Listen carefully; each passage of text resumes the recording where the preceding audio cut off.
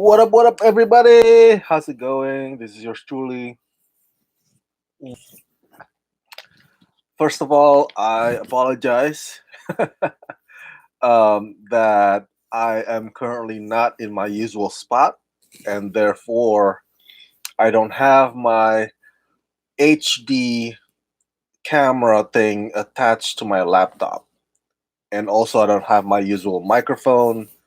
That's why for now for this live stream I only rely only on the built-in microphone and built-in camera in the computer, the laptop, which means the visual that you're seeing right now is very grainy, and the audio might not be as solid, and you could hear the audio from the next room, my aunt watching late night show. So I apologize for the quality of the audio visual of this stream at this moment. But next week I hope to be back at my usual spot. You can check out my background right now. It's my bed. It's very tidy. um, so let's get right to it. Okay. Ooh, excuse me. I just had dinner. Late dinner. Here we go. Let's talk about you and me. Let's talk about Star Trek Picard. Star Trek Picard, Season 1, Episode 2, titled Maps and Legends. Woo! All right. Just like with many of my TV reviews or reviews of TV shows that I do after the episodes air, meaning there will be spoilers in this video review because the episode is already out there in the universe. You've already seen it. A lot of people have already seen it. So there's no reason to walk around eggshells, anymore. So heads up, this video review contains spoilers. Spoiler alert. Okay, so where do we leave off last week? Right, the premiere of Star Trek Picard. We found out that the Romulans are planning something, and we found out about the Casanova, and then we found out about the sentient synthetic being banned after the Casanova disaster, and then we learn about the twins, which who the names are. I'm still trying to remember the names of the new characters, so bear with me here. Dodge and Soji. We saw Dodge exploded last week. When the Romulans attacked her at the Anaheim Convention Center, which posed as Starfleet. Um, so now, and then, oh my God, the revelation is like, oh, she has a twin, because apparently, if we get this whole storyline straight, this guy Bruce Maddox used Data's, because Data's already dead, but he used Data's neurons or DNA to build his own sentient synthetics, which apparently are based on Daughter, the painting painted by Data. So that's where we left off, okay? And I texted my friend, who is an even bigger Star Trek fan than you and I combined, and she theorized, you know what? I think this season will be Borg heavy. Will be Borg heavy. As you know, my fellow Star Trek fans, Borgs are not really anything new to any of us. They are some of the fiercest antagonists in this franchise. Um, and voila. In this episode 2, what do you know? Even though the Borg are not really up in arms just yet, if you will, but we get to see them. Um, we get to see them mention. We get to hear them mention. We get to see them actually, lying on that table, not really functional, but it proves my friend's theory, in that it seems that the writers or the producers, Alex Kurtzman, Michael Chabon, um, Akiva Goldsman, they are heading toward the direction of the Borg. That or the Romulans will do something with the Borg in a way to get back at the Federation. Um, but it proves my friend's theory in that it will involve Borg. So that is fascinating, of course. By the way, I just quick side note: it's really tough. I don't know about you guys, but it's really tough watching Star Trek Picard episodes at midnight. Okay, I can only imagine how you guys are on the East Coast. 3 a.m. and all. So you practically have to like wake up in the middle of the darkest dark of dawn just to catch new episode. At least for me, it's like, oh, I just stay up. I don't usually I sleep around this hour anyway. But it's not like I have to set my alarm clock for 3 a.m. Which you guys East Coasters probably have to do. So it's tough. It's tough. I'm barely keeping it together right now. I'm barely keeping my eyes open. I am like, oh, let's talk about Star Trek Picard. But anyway, back to the story. So yeah, it's gonna be Borg heavy, and I'm glad, in a way, because it is nostalgic. These antagonists. Um, a part of me, though, because we discussed it last week, how because this is not a prequel, this is kind of like going to the future, right? Moving forward, it would have been nice if the antagonists are new species, new agendas, as opposed to Romulans again or the Borg again. But I don't mind it. I think I don't mind it. I don't mind the nostalgia heavy that we're getting this season one. Um, it's been 20 years since Star Trek Nemesis. It's even close to 30 years since the end of Star Trek: The Next Generation. So I guess if you want to bring back Star Trek Picard, and kind of like refresh our memories of him and of his of how he is as a person, as a captain, then I guess the way to go about it is to bring back not just the people around him, like 709 coming back and Whoopi Goldberg's coming back, but also his nemesis, his enemies. So I get it. I get it. I get it. Um, and we'll see how this mystery finally comes together. Between the sentient synthetics and the Romulans and the Borg. By the way, they did show in this episode tonight how the did I say Casanova? Shoes. Man, I mentioned Casanova a couple times, I think. I'm sorry. I meant to say Supernova.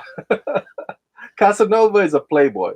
See, this is what happens when you're doing live review past midnight. You're just like your brain is just shutting down.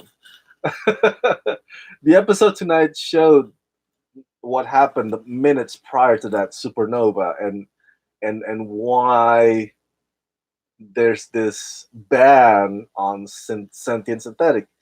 And I thought that whole sequence was very, very interesting, because these guys, the sentient synthetics, they look like Data, man, with the eyes and the skin color.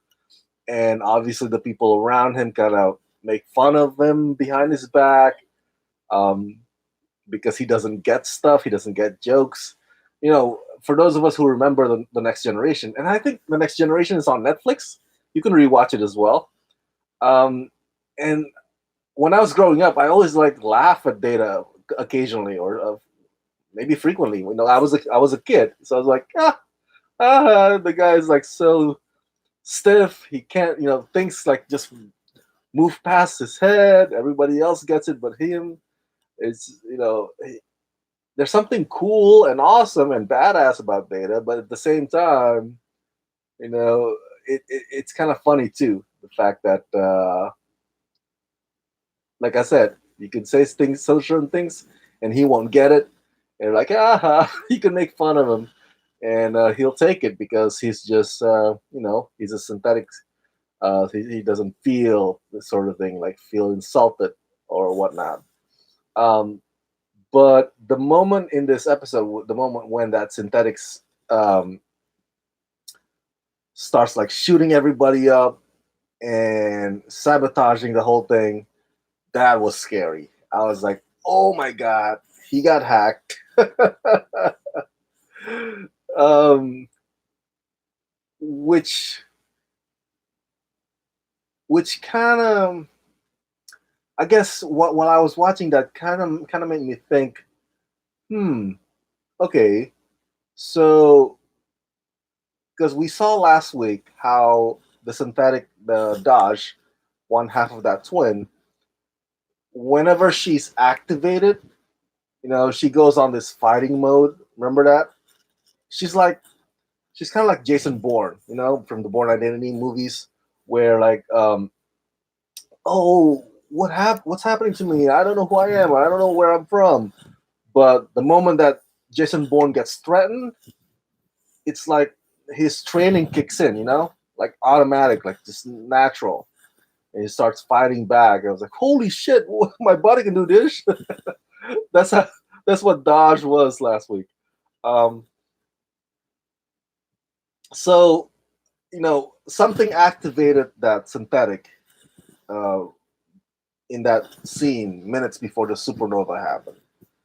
So I guess what I'm trying to say is it's gonna be interesting how the writers of this season one play that out in relation to Romulans, getting back at the Federation, and exactly how they're gonna utilize the Borg into that, into their agenda, into their plot. So we have this thing with the synthetics, Dash and her twin sister Saji, and then the Romulan that Saji's sleeping with. And then apparently it's revealed in this episode that Rizzo is actually a Romulan. it's I was shocked. The actress, her name is Peyton List. You probably remember her from Gotham series. She plays Poison Ivy in one of the stages of Poison Ivy's character's life. Peyton List is one of the hottest people on earth. Um, so I was surprised that they pull that, or like give that to you guys, the card, they reveal it this early in the game. You would think that something as big as like, oh, she's actually his sister and they're in on it together. I thought that would be something that, at least maybe episode 5 or whatnot, but yeah, they want to give you that early, I guess. But yeah, I wasn't expecting that at all. Um, it's good to see Anaheim Convention Center again. Is it just me, or the utilization of Anaheim Convention Center as Starfleet is a bit weird? If only they had gone with a location that's not that familiar. All right, everybody knows what Anaheim Convention Center looks like. At least on this side of the, us people who live in Southern California. So it kind of takes you out of that experience. Instead of like going with the storyline and believing or being convinced that that is Starfleet. All you could think about instead is just that's, dude. I cosplay at that spot. It's like I went to WonderCon there. That's the thing that keeps like going through my mind when I see that. If only that gone with a more obscure location. Um, it's like, yeah, I don't know. I just feel like it's so weird, man. It's so weird. But a lot of movies and TV shows over the years have used not just Anaheim, but other places that are also equally familiar. So it's not a new method, but again, if only they had done it differently. Um, what other shows that I saw recently that use another familiar place as well?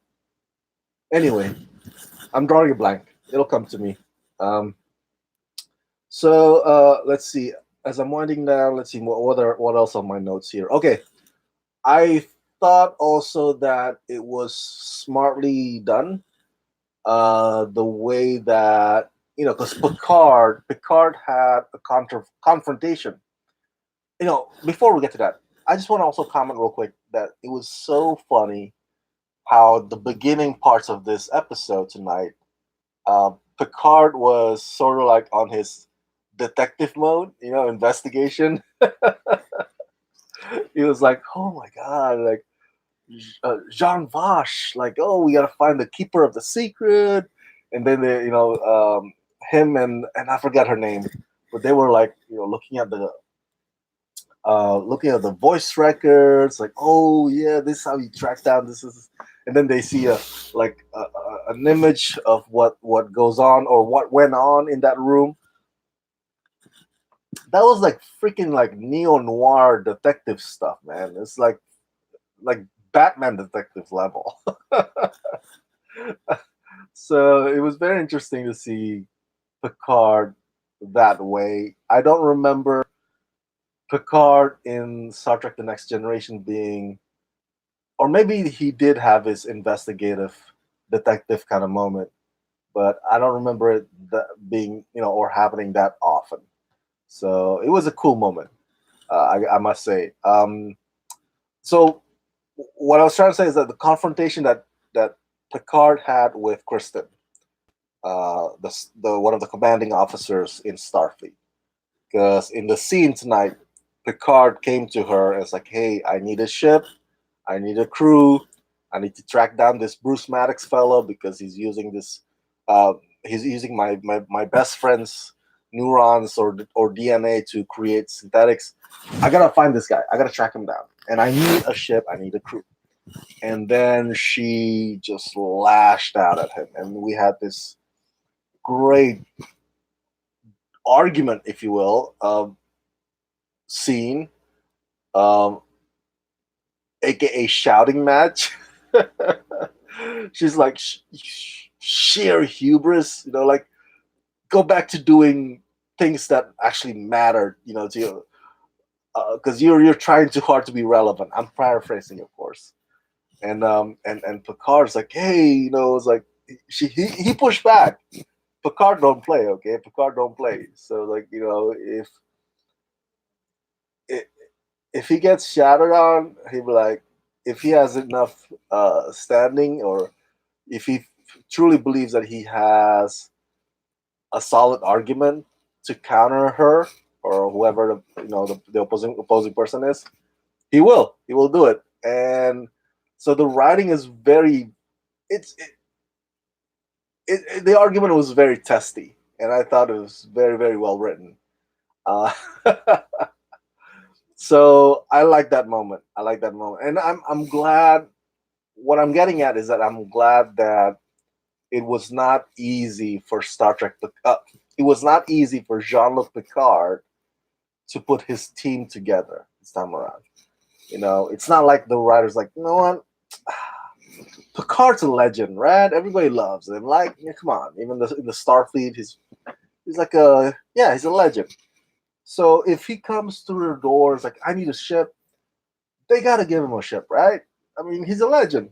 But no, they're not giving it that to him or to you guys, the audience, that easy. They're not giving that so easily, and I like that. It's kind of like Picard having to go out of the system or the protocols. This is like the rebellious side of Picard, which I like, and so it makes him look even more badass than he already does, and I love that. I think the fact that the story makes it harder for him to actually come back out into space. Um, it's fantastic. It works to Picard's advantage as a character, in my opinion. And it's just like I'm just happy, man, because he's one of those old men who are just effortlessly cool. Um, when Kristen, the commanding officer, accuses him of like, oh, you're delusional. You're just trying to do something that so you can matter again, so you can be relevant again. I was like, no, Picard doesn't have to do that. He doesn't have to try too hard. He always matters. He's always relevant. He's just that cool, you know. He doesn't even have to try.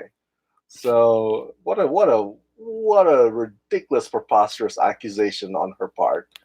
Um, so yeah, fantastic episode. Can't wait to see next week. I don't know which episode Riker and Troy and 709 will show up. It'd be really cool to see how they factor into this whole concoction of dilemmas between Romulans and Borg, and of course the statics. Such a great season one. I'm so glad Jean-Luc Picard is back. I think that's it. Those are all the notes that I have on my screen. For now, if there's something that you think I overlooked, let me know in the comment section below. What did you think about tonight's episode? Did you like it? Did you not like it? What criticisms that you may have about it? Um, and what's your theory about what might happen moving forward with the Romulan, the Borg, and of course the synthetics? Share them all. Share your theories. Share your questions. Share your comments in the comment section down below. And as always, subscribe to my channel, press that like button, ring that bell.